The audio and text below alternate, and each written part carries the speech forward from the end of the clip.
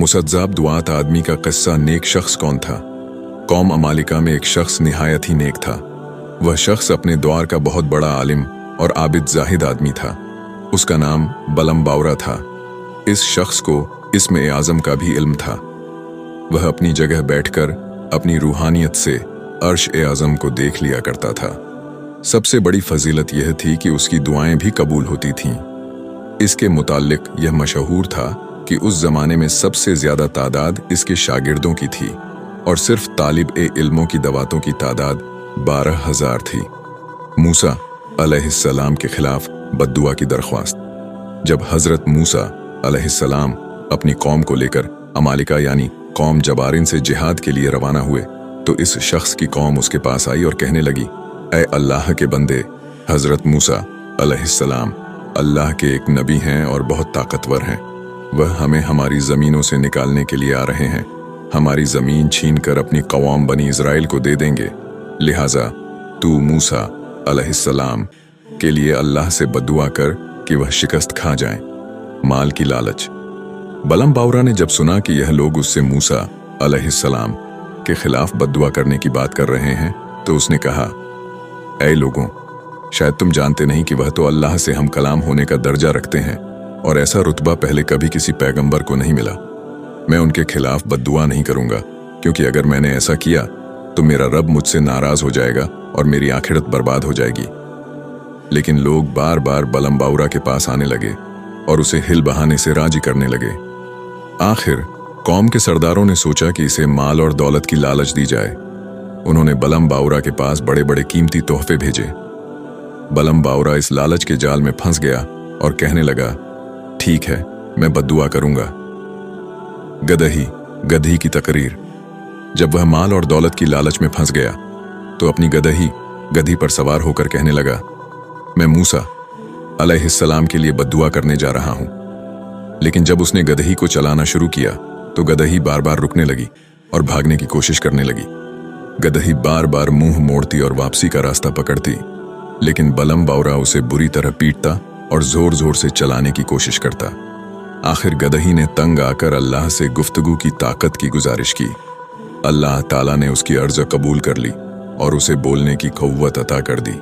गदही एक जगह रुक गई और कहने लगी, ऐ बलम बावरा, तू किधर और किस काम के लिए जा रहा है? देख, मेरे आगे फरिश्ते हैं जो मुझे पीछे धकेल रहे हैं। तेरी किस्मत अच्छी है, अपने रब के दरबार में अपना मकाम बर्बाद न कर। क्या तू अल्लाह के रसूल और मोमिनों की जमात पर बद्दुआ करेगा?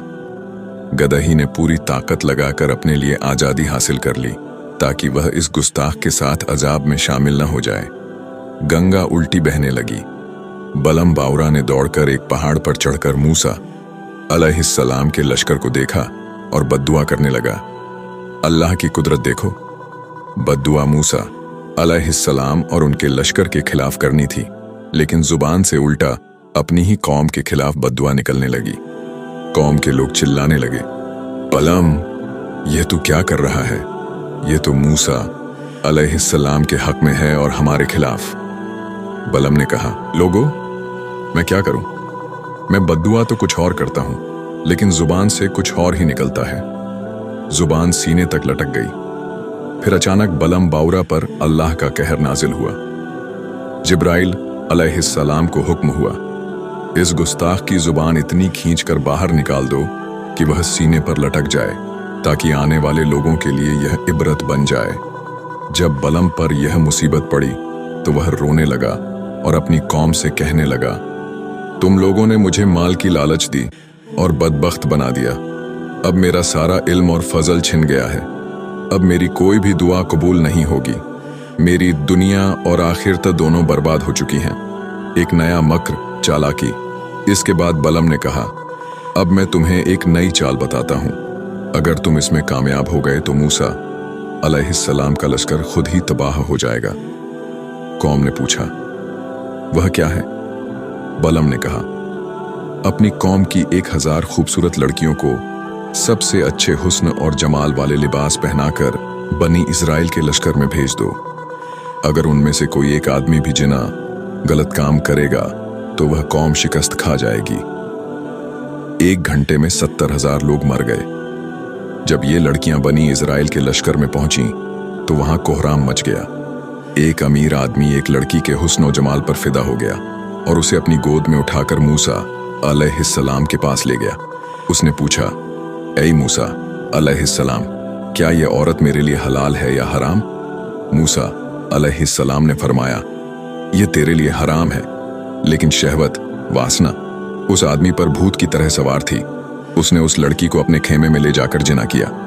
इस गुनाह की नहुसत मनहूस असर यह हुआ कि बनी इसराइल के लश्कर में ताउन महामारी फैल गई और 1 घंटे में 70,000 लोग मर गए। कुरान में जिक्र, बलम बाउरा की जुबान आखिर तक उसके सीने पर लटकी रही और वह मरदूद होकर मरा। इस वाक़ये का जिक्र कुरान ए मजीद में सूरह अराफ की आयत नंबर 185 से 1 मिलता है। सबका सीख, हमें अल्लाह के नेक बंदों के बारे में बुरी बात नहीं कहनी चाहिए। अल्लाह हमें अपने तमाम अंबिया, औलिया, सालिहीन, वालिदैन और असातिजा का अदब और मोहब्बत करने की तौफीक अता फरमाए। आमीन।